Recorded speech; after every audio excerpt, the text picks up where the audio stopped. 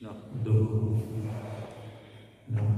ونصلي ونسلم على رسوله الكريم وعلى آله الطيبين وأصحابه الراشدين وذرياته أجمعين. أما بعد، فأعوذ بالله من الشيطان الرجيم. بسم الله الرحمن الرحيم. هدى للمتقين. آمنت بالله. صدق اللہ العظیم.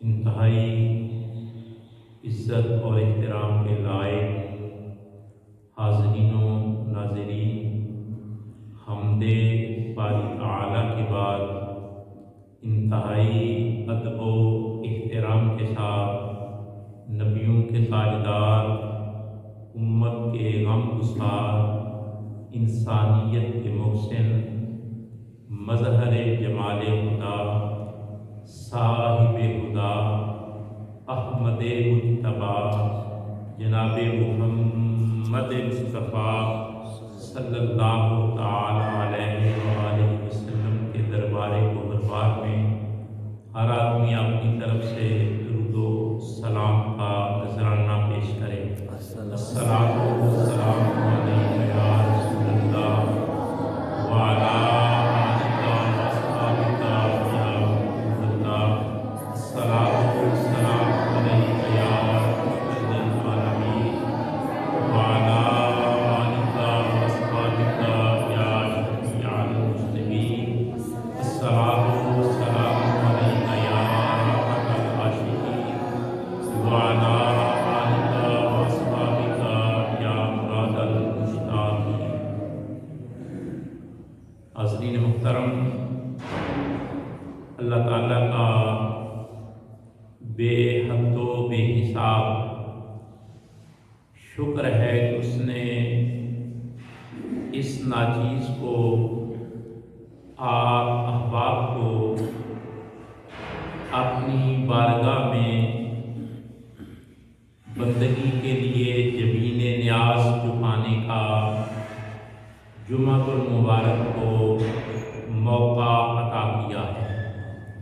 اللہ تعالی ہماری اس حاضری کو قبول فرما کر ہمارا دین اور دنیا دونوں بہتر فرمائے. آمین ثم آمین.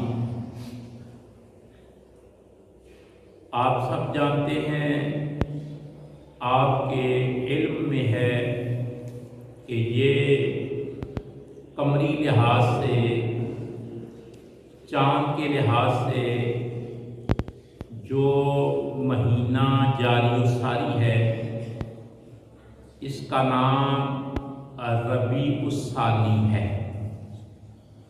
اس سے پہلے ایک مہینہ گزرا جس کا نام تھا ربیع الاول. ربیع کہتے ہیں بہار کو، یعنی پہلی بہار والا مہینہ گزرا. اور اس کے بعد جو آنے والا مہینہ ہے وہ ہے ربیع الثانی، دوسری بہار. ربیع کا مطلب بہار، ثانی کا مطلب دوسری بہار، یعنی پہلی بہار کا مہینہ پھر دوسری بہار کا مہینہ، یہ نام کے لحاظ سے. تو اس مہینے میں ایک ایسی متقی، پرہیزگار، صاحب علم، صاحب دانش اور رسائی اور فہم کی مالک ہستی کا وصال باکمال ہے کہ جن کی عظمت کا اعتراف اور اقرار سبھی نے کیا ہے. میری مراد حضرت شیخ عبد القادر جیلانی رحمۃ اللہ تعالی علیہ. مکتبہ فکر نے بھی ان کی علمی حیثیت سے، ان کے روحانی مقام سے، ان کے شان و مرتبہ سے انکار نہیں کیا، بلکہ سب نے اعتراف کیا ہے، اور اس بات کا اعتراف کرتے ہوئے لوگوں نے اپنی کتابوں میں اپنے خیالات، اپنے جذبات، اپنی عقیدت کے ذریعے انہیں خراج پیش کیا ہے، اپنی محبت کا اظہار کیا ہے۔ حضرت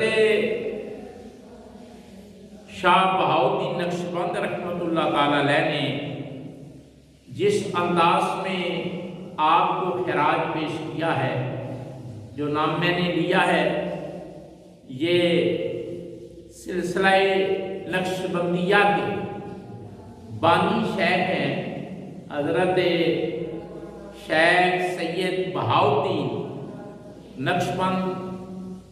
آپ سلسلہ نقشبندیہ کے رہبر ہیں، سید ہیں۔ آپ کا لکھا ہوا وہ خراج، وہ عقیدت، وہ محبت آج بھی حضرت شیخ عبد القادر جیلانی رحمۃ اللہ تعالی علیہ آپ کے مزار پر انوار پر وہ شعر موجود ہے۔ آپ فرماتے ہیں کہ جس طرح انبیاء کے درمیان نبی اکرم صلی اللہ تعالی علیہ وآلہ وسلم کا مقام اور مرتبہ ہے، چون درمیان انبیاء محمد کہ جس طرح نبیوں کی جماعت میں، نبیوں کے جھرمٹ میں، نبیوں کے ہجوم میں، قافلہ نبوت میں جس طرح رسالت مآب صلی اللہ علیہ وسلم کا مقام اور مرتبہ ہے، اسی طرح درمیان اولیاء کی جماعت میں حضرت شیخ عبد القادر جیلانی کا مقام اور مرتبہ ہے۔ یہ معروف ان کا نظریہ، ان کے خیال آج بھی بغداد شریف میں آپ کا جو آخری آرام گاہ ہے، روضہ انور ہے، مرقد پاک ہے، اس کے درمیانی دروازے کے اوپر یہ خراج لکھا ہوا ہے، اور قیامت تک یہ بول بول کر یہ عقیدہ، یہ ویژن، یہ سوچ، یہ رسائی اور یہ پیغام نسلوں کو منتقل ہوتا رہے گا کہ اولیاء کی جماعت میں، اللہ کے ولیوں کے گروہ میں حضرت شیخ عبد القادر جیلانی کو نمایاں اور منفرد مقام حاصل ہے۔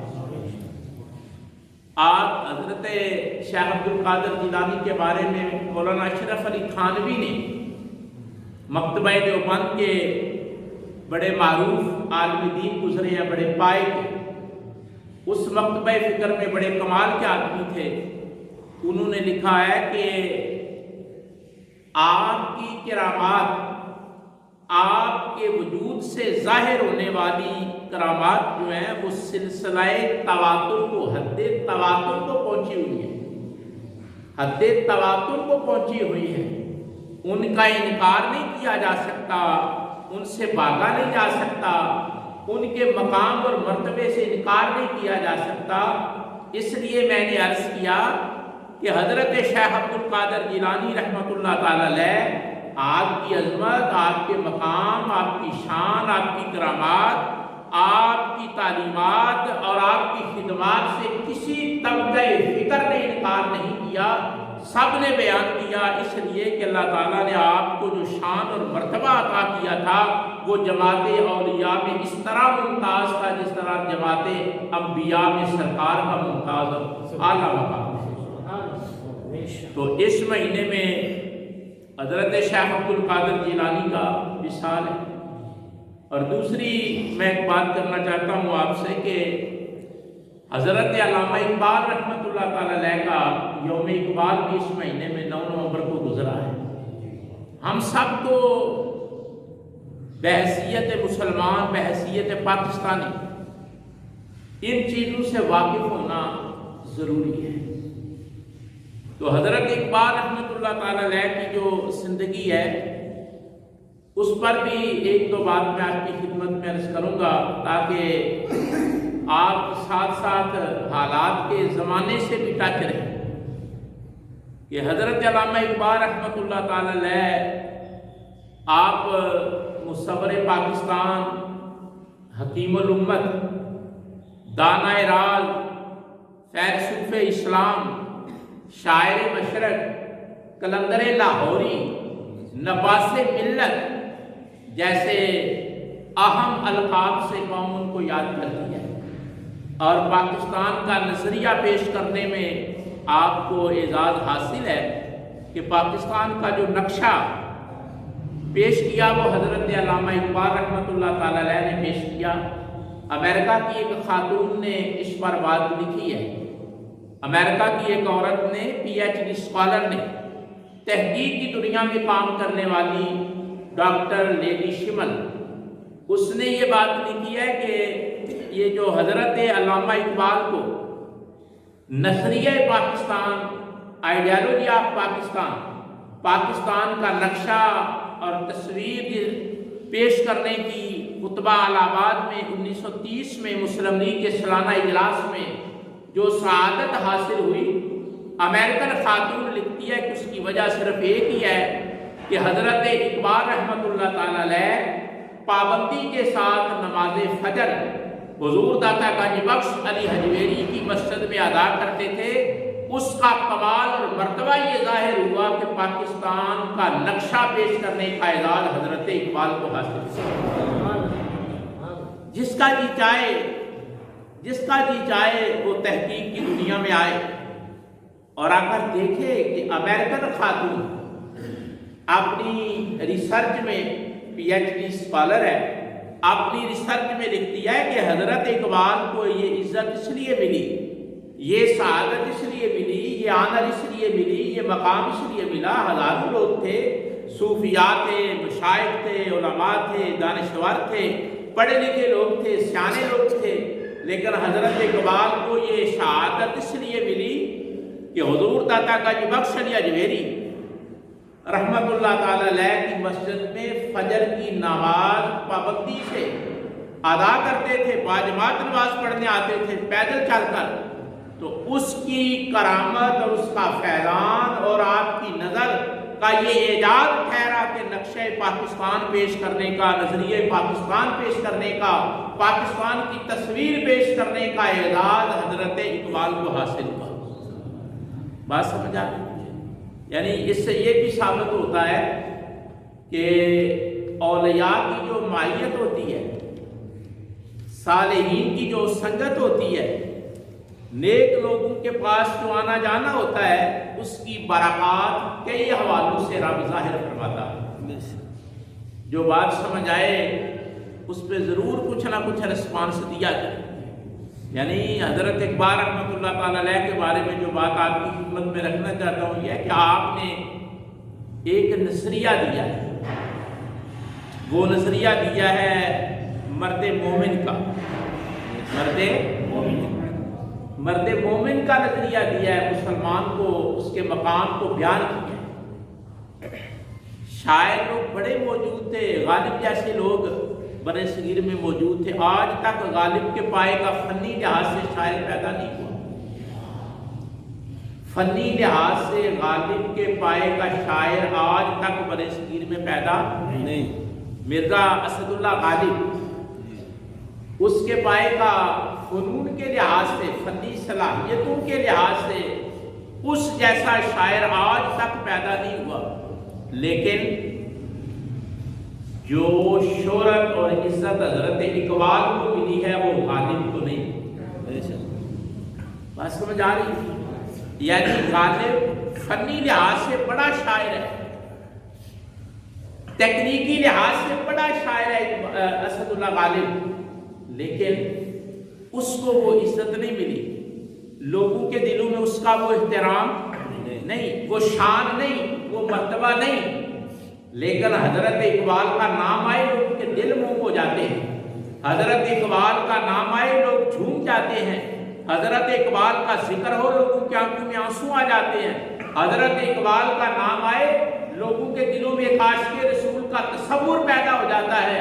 اس کی وجہ یہ ہے کہ اقبال نے اپنا علم، اپنے فنون، اپنی شاعری، اپنی عقل، اپنی دانائی، سارا کچھ رسول اللہ کے قدموں پر قربان کر دیا تھا، اور میری سرکار نے علامہ اقبال کو امر فرما دیا۔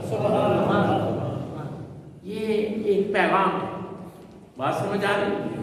یعنی اسد اللہ غالب بڑا شاعر تھا، لیکن مقام کس کو ملا ہے؟ اب بول سکتے ہیں نا، کیوں؟ انہوں نے اپنی ساری صلاحیتیں حضور پہ قربان کر دی، ان کی نسبت غلامی رسول میں کر کے سارا کچھ حضور کے قدموں پر قربان کر دیا، اور حضور نے انہیں کیا عطا کیا؟ آج منبر پہ علامہ اقبال کا نام پڑھا جاتا ہے، کسی کی تقریر اس وقت تک نہیں سجتی جب تک علامہ اقبال کا شعر نہ پڑھا جائے۔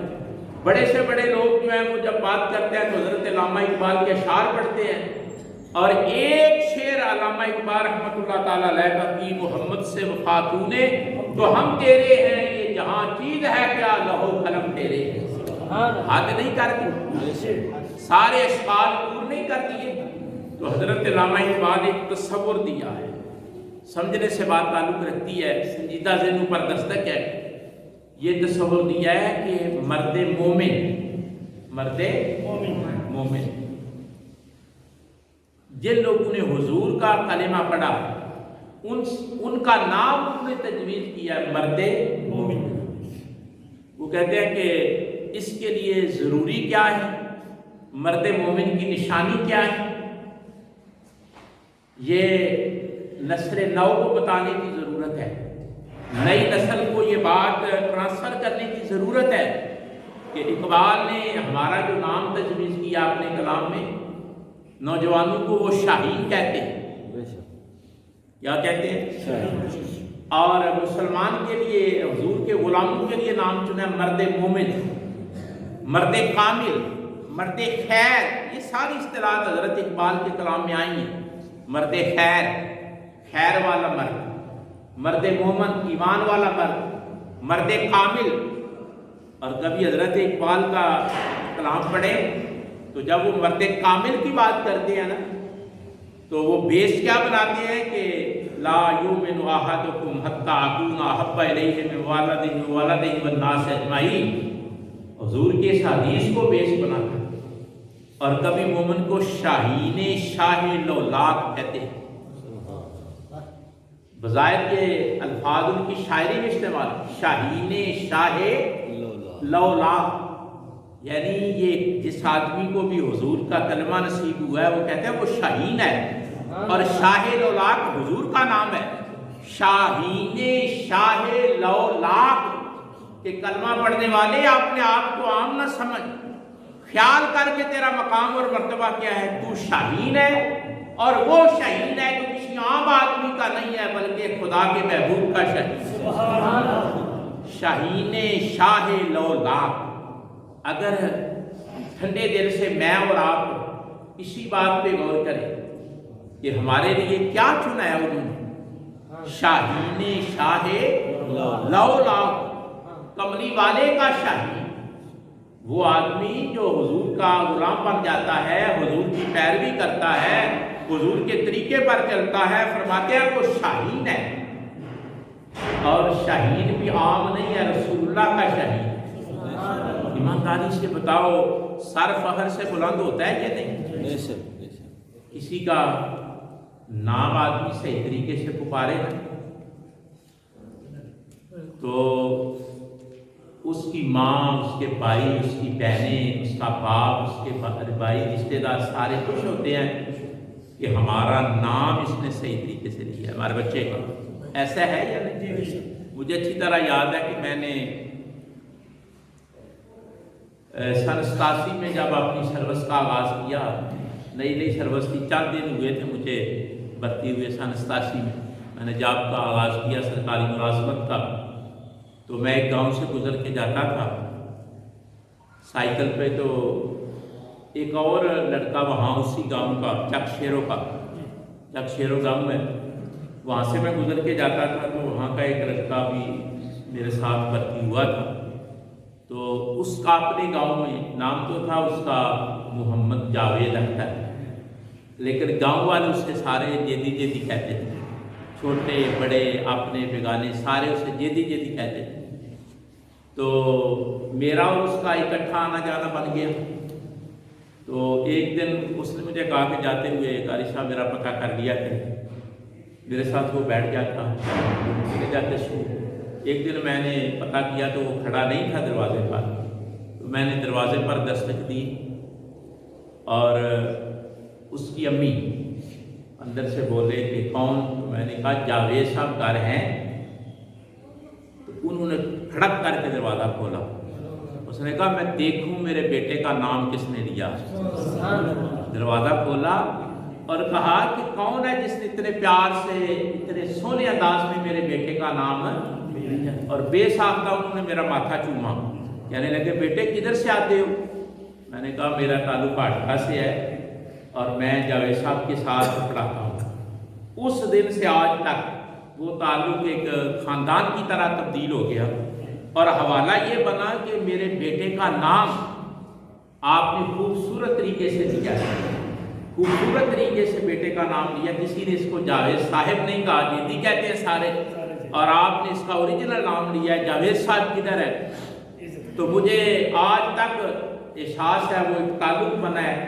اور بیچ میں ریزن کیا تھی، سبب کیا تھا کہ ایک بچے کا نام درست لیا۔ آپ ایک لمحے کے لیے غور کریں، ایک عام آدمی کا نام اچھے طریقے سے لے تو رشتہ محبت منسلک ہو جاتا ہے، قائم ہو جاتا ہے۔ حضرت اقبال کا یہ احساس کم ہے، یہ احسان کم ہے، یہ خیال کم ہے ہمارا کہ انہوں نے ہمارے لیے یہ نام چنا ہے۔ اے کلمہ پڑھنے والے فخر کیا کر، تو شاہین شاہ لولاب ہے، تو شاہین شاہ لولاب، یعنی کملی والے کا ہے، توجہ کرنا، کملی والے کا ہے اور ہے بھی شاہین شاہ لولاب۔ مسلمان کو یہ عادت دی ہے تو وہ کہتے ہیں 3 وجہ سے ہے، آگے انالیسس بھی کرتے ہیں کہ 3 سبب ہیں اس کے۔ کہتے ہیں پہلا سبب یہ ہے کہ کلمہ پڑھنے والا اطاعت الہی کرتا ہے، اطاعت اللہ کا حکم مانتا ہے۔ جو حضور کا غلام ہو جاتا ہے نا، حضور کا شہید بن جاتا ہے۔ جس طرح آپ کو خوشی ہوئی ہے نا کہ ہم حضور کے شاہین ہیں، اقبال نے ہمارا نام دیا ہے کہ شاہین ہو کملی والے کے۔ اقبال کہتا ہے اس شاہین کی پہلی نشانی کیا ہے؟ اطاعت الہی، وہ رب کی بات مانتا ہے۔ حضور کے شاہین کی پہلی نشانی کیا ہے؟ وہ رب کی بات۔ تو اگر شاہین ہونے پر اگر ناز ہے تو یہ بھی تو چیک کرنا پڑے گا کہ پہلی علامت بھی موجود ہے یا نہیں، میں اطاعت الہی کرتا ہوں یا نہیں۔ دوسرا کہتے ہیں جذبہ محبت، جذبہ وہ محبت کا جذبہ کس کا ہے؟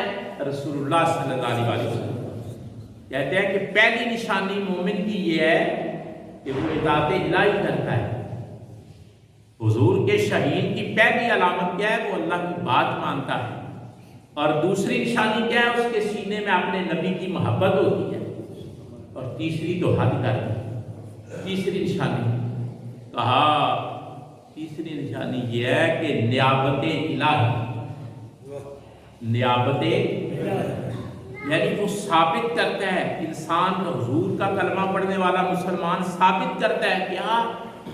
کہ میں اللہ کا خلیفہ ہوں، میں اللہ کا خلیفہ، اللہ نے مجھے اپنا خلیفہ بنایا۔ قرآن مجید پڑھے نا، انی جاعل فی الارض خلیفہ۔ اللہ فرماتا ہے انسان کو جب بنانے کا وقت آیا، فرشتوں نے کہا کہ کیوں بناتا ہے اللہ اسے؟ یہ خون ریزیاں کرے گا، لڑے گا، جھگڑے گا، فساد کرے گا۔ ہم تیری تسبیح بھی کرتے ہیں، حمد بھی کرتے ہیں، تقدیس بھی کرتے ہیں، تو اس کو کیوں بناتا ہے جو جھگڑے گا، قتل کرے گا، دنگا فساد کرے گا؟ تو اللہ نے فرمایا تمہیں نہیں پتا، میں اپنا خلیفہ تیار کر رہا ہوں۔ کیا تیار کر رہا ہوں؟ خلیفہ۔ تو حضرت اقبال فرماتے ہیں کہ جو مومن ہے، مرد کامل ہے، खैर मोमिन है, शाहीन शाह लौलाक है। आप फरमाते हैं उसकी निशानियां हैं 3। पहली निशानी वो अपने रब की बात है, और दूसरी निशानी वो अपने नबी से मोहब्बत है, और तीसरी निशानी है वो अपने अमल से, अपने सिस्टम से, अपने निज़ाम से, अपने तर्ज़ ज़िंदगी से साबित करता है कि मैं कोई आवारा नहीं हूँ, मैं अल्लाह का खलीफा बनकर ज़िंदगी गुजार रहा हूँ। अगर ये बड़ा अहम पैगाम है, और मैं ये जितने कुछ नौजवान जो पढ़े लिखे हैं ज़्यादा, उनकी खिदमत में ये जुमला अर्ज़ करने लगा हूँ। हज़रत इकबाल ने ना एक इस्तिलाह इस्तेमाल की है, मर्द मोमिन, मेरे लिए और आपके लिए मर्द मोमिन। इससे पहले भी एक इस्तिलाह इस्तेमाल हुई थी इंसान के लिए, और कुछ लोगों ने ये तहकीक में लिखा भी कि हज़रत इकबाल ने उधर से ली है, लेकिन जब उसकी वजाहत की तो लोगों के ज़हन साफ हो गए। वो इस्तिलाह ये इस्तेमाल हुई थी फौकल बशर, सुपरमैन, इंग्लिश में उसको कहते हैं सुपरमैन, फौकल बशर। ये यूरोपी लोगों ने इंसान के लिए इस्तेमाल की थी। यूरोप के वो लोग इकबाल उनसे पढ़े थे, यूरोप के असातिज़ा से पढ़े थे, लेकिन ये कहते हैं कि बेशक मैंने पढ़ा है, हीरा ना कर सका मुझे जलवे दानिश फरंग। कहते हैं मैं पढ़ा ज़रूर है, लेकिन वो मुझे ज़ेर नहीं कर सकी। यानी मैंने यूरोप के असातिज़ा से पढ़ा है, लेकिन वो अपना असर मेरे ऊपर डाल हीरा ना कर सका मुझे जलवे दानिश फरंग। फरंग कहते हैं अंग्रेज को। कहते हैं कि फरंगी लोग अपनी अकल इस्तेमाल करके मुझे हरा नहीं सके, मैंने अपने आप को बहैसियत मुसलमान कायम रखा है। बात समझ आ क्या इस्तिलाह इस्तेमाल हुई थी, सुपरमैन। आज भी अगर आप कभी इंग्लिश लिटरेचर पढ़ें, ईसाइयत का, बर्नार्ड शॉ को पढ़ें, शेक्सपियर को पढ़ें, ये पढ़े लिखे लोग अगर अच्छे लोगों को पढ़े, बेशक वो ईसाई हैं, लिटरेचर है, लिटरेचर में एक ख़ास चीज़ होती है। आप शेक्सपियर को, बर्नार्ड शॉ को, विलियम वर्ड्सवर्थ को या रॉबर्ट फ्रॉस्ट जैसे लोगों का आप जब पढ़ें तो ये इस्तिलाह वो इस्तेमाल करते हैं सुपरमैन, और उसको उर्दू में कहते हैं फौकल बशर, सुपीरियर इंसान। तो अल्लामा इकबाल ने उन सब का रद्द करके कहा कि ये क्या इस्तेमाल करते हो सुपरमैन और माफौकुल बशर। इस्तेमाल करने वाली बात यह है कि जो हुजूर का कलमा पड़ जाता है वो मर्द मोमिन होता है, वही सुपीरियर होता है, वही सुपरमैन होता है, वही फौकुल बशर होता है। और फरमाया उसकी 3 निशानियां हैं, वो अपने रब की मानता है, कमली वाले को दिल में बसा के रखता है, और अपने किरदार से साबित करता है कि मैं रसूलुल्लाह का गुलाम हूँ। क्या आपने थोड़ी देर के लिए सोचा कि हमारी निशानियां क्या बयान हुई? हमारी निशानियां क्या बयान? और बड़ी खूबसूरत बात आपकी खिदमत में रखने लगा हूँ। हुजूर की मोहब्बत को ना एक टाइटल दिया है, उमूमन लोग इस पे गौर नहीं करते, और रस्मी तौर पे एक आम लेवल पे हुजूर से मोहब्बत करते हैं। जबकि अल्लामा इकबाल ने पता है क्या कहा है? इकबाल फरमाते हैं मोहब्बत फाते आलम, मोहब्बत फातेह आलम। इकबाल फरमाते हैं कि ये जो हुजूर की मोहब्बत है ना, अगर ये दिल में पैदा हो जाए, मुसलमान इसको पैदा कर ले, तो फरमाते हैं कि इतनी बड़ी ताकत है कि ना तलवार की, ना हथियार की, ना इक़्तिदार की, किसी चीज़ की ज़रूरत नहीं। मोहब्बत रसूल का जज्बा हो तो मुसलमान पूरी रूए ज़मीन को फतह कर सकते हैं। खुले दिल से कह दो सुभान अल्लाह। मोहब्बत फातिह आलम, पूरी दुनिया को फतह करने का नुस्खा इकबाल ने बताया, वो रसूलुल्लाह की मोहब्बत है। कहते हैं पूरी दुनिया को اگر تم نے فتح کرنا ہے. یہ ٹکڑے مانگتے پھرتے ہیں، کبھی IMF کی وجہ سے، کبھی کسی ادارے کی وجہ سے، کبھی کسی ملک کے پریشر کی وجہ سے ہم یہ نہیں کریں گے، ہم وہ نہیں کریں گے. اقبال جیسا دانا یہ اتنا کہہ دیتے ہیں کہ اس نے نظریہ پاکستان پیش کیا ہے. یہ کیوں نہیں لوگوں کو بتاتے کہ اس نے یہ گر دیا ہے کہ اگر پوری دنیا کو فتح کرنا ہے تو کسی چیز کی ضرورت نہیں، آمنہ کے لال سے محبت کر لو، اللہ تمہیں فتح عطا فرما دے گا. یہ بات کرنے والی ہے یا نہیں کرنے والی؟ اور یہ چھوٹی چھوٹی باتیں آپ نے یاد رکھنی ہیں، یہ بڑے سبق ہیں ان کے اندر. اقبال نے ایک اور پیغام بھی دیا ہے، کہتے ہیں کہ 3 چیزوں نے میری زندگی کو بدلا ہے، اور وہ میرے لیے اور آپ کے لیے بھی، آپ کے بچوں کے لیے کارگر ہو سکتی ہیں. فرماتے ہیں کہ پہلی چیز ماں باپ، پہلی چیز ماں باپ. کہتے ہیں کہ میرے ماں باپ نے مجھے بدلا ہے. ان پڑھ اقبال کے والد کو پتہ ہے کیا کہا جاتا ہے؟ ان پڑھ فلسفی. یہ ٹرم استعمال ہوئی ہے، اصطلاح استعمال ہوئی ہے، ٹرمنالوجی میں کہا جاتا ہے ان پڑھ فلسفی. ان پڑھ فلسفی، ان پڑھ فلسفی. کہ حضرت اقبال کے والد فلسفی تھے. بے شک ان کے پاس کوئی زیادہ تعلیم نہیں تھی، لیکن وہ آدمی فلسفی تھا.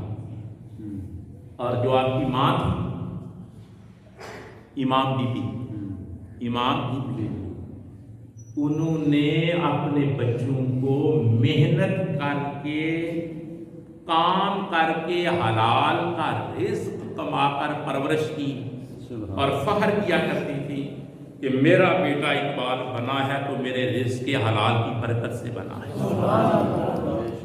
علامہ اقبال کے والد کام کرتے تھے، سلائی مشین نہیں ہوتی، سلائی مشینوں کی دکان پہ کام کرتے تھے. سنگر سلائی مشین، سنگر سلائی مشین. تو وہ سود کا کاروبار تھا. تو جب حضرت اقبال پیدا ہوئے تو آپ کی جو اقبال کی والدہ تھی ماں بی بی، انہوں نے وہ پیسے جو ان کے باپ کما کر لاتے تھے نا سنگر سلائی مشین والوں سے، اس کو گھر میں استعمال کرنا چھوڑ دیا اور بکری رکھی، اس کا دودھ پلاتی اور پیتی، اور لوگوں کے مطلب ہے کس طرح تربیت میں انہوں نے خیال رکھا. تو پھر شوہر کو پتہ چلا تو انہوں نے کہا وجہ کیا ہے؟ انہوں نے کہا وہ سود والا کاروبار ہے، تو میں اپنے بیٹوں کو سودی دودھ نہیں پلانا چاہتا. ان کے باپ نے کام چھوڑ دیا تھا، شیخ نور محمد نے کام چھوڑ دیا، الوداع کہہ دیا تھا اپنے جاب کو. کہا میں نہیں کرتا، مجھے تو اس طرف ذہن نہیں گیا، خیال ہی نہیں آیا. تو جناب اقبال ویسے نہیں بنا، پیچھے ماں کا ہاتھ ہے، باپ کا ہاتھ ہے. پہلا عکس اولاد پر ماں اور باپ ڈالتے ہیں. پہلا جو ذہن پہ نقشہ بنتا ہے وہ ماں باپ کا بنتا ہے. اگر ماں باپ نمازی ہوں گے اولاد بھی نمازی ہوگی، ماں باپ نیک ہوں گے اولاد بھی نیک ہوگی. دوسرا بات نبی ہو جائے گی، وہ کہتے ہیں کہ اساتذہ، ٹیچر، اساتذہ نے میری زندگی کو بدلا ہے. استاد زندگی بدلتا ہے، لیکن استاد ہو، اسے پتا ہو کہ میں استاد ہوں، تو وہ زندگی کو بدلتا ہے. صنعت انسانی، روح کی صنعت انسانی کا جواب کہا ہے علامہ نے. انسان کی جو روح ہے نا اس کی تعمیر کرتا ہے استاد. تیسرا کہتے ہیں اولیاء کی محبت، اولیاء کی محبت. بس یہ میں ایک آپ کی چھوٹی سی بات کرتا ہوں، آپ توجہ سے سنیں.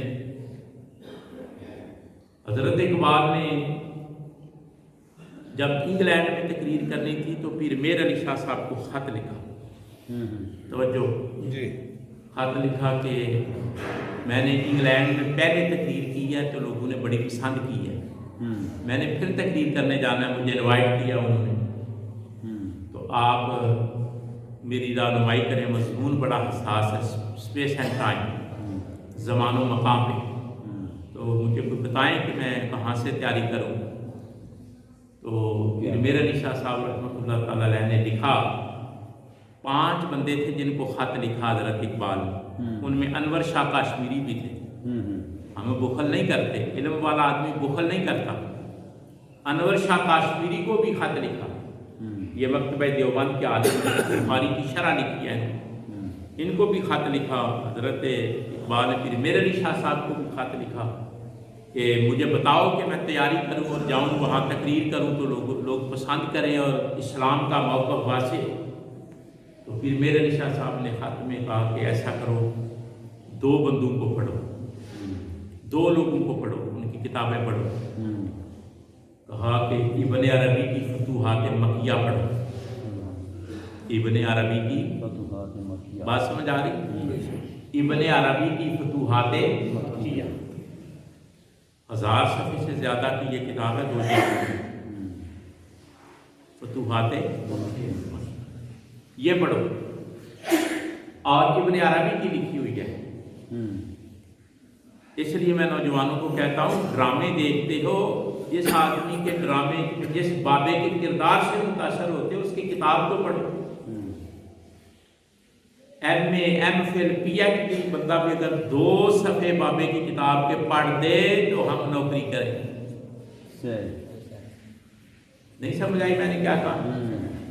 فتوحات مکیہ کے 2 صفحے اگر کوئی M Phil, P H D لڑکا اس دور کا پڑھ دے تو ہم اسے سلام کریں۔ کیا بات ہے! اس لیول کی کتاب ہے فتوحات مکیہ، 1000 صفحے سے، 1044 صفحے ہیں، 2 جلدیں ہیں اس کی۔ باتیں ویسے نہیں ہوتی، ٹھیک ہے؟ تو پھر میرے علی شاہ صاحب نے خط لکھا کہ فتوحات مکیہ پڑھو، ابن عربی اور مولانا روم کی مثن بھی پڑھو۔ مولانا روم رحمۃ اللہ تعالیٰ علیہ کی۔ تو حضرت اقبال نے جب خط پڑھا نا تو لکھا ہوا تھا کہ ابن عربی کی جاگ رہے جی، یہ صحت کی وجہ سے میں آہستہ ہوں نا، تو باقی کا گفتگو کا ہی انداز ہے۔ تو حضرت اقبال نے جب خط پڑھا تو آپ کے پاس آپ کے دوست بیٹھے ہوئے تھے، خط پڑھا کے جواب آیا ہے کہ ابن عربی کی فتوحات مکیہ پڑھو۔ یہ اس خادم نے کئی سال پہلے فتوحات مکیہ کی تھی، ٹھیک ہے؟ ایسے نہیں، فتوحات مکیہ۔ کچھ کتابیں میری زندگی میں ایسی گزری ہیں، پتا پانی ہو جاتا ہے ان کو پڑھتے ہوئے۔ ان میں ایک تذکرہ غوثیہ بھی ہے، تذکرہ اگلے جو میں زندگی رہی تو بات ہو اس سے پاک کی آواز، تذکرہ غوثیہ۔ تو حضرت اقبال خط پڑھتے جاتے تو فرماتے اچھا پیر صاحب نے خط لکھا ہے فتوحات مکیہ ابن عربی کی پڑھو اور مولانا روم کی مثن بھی پڑھو۔ فرمانے لگے جب میری عمر 5 سال تھی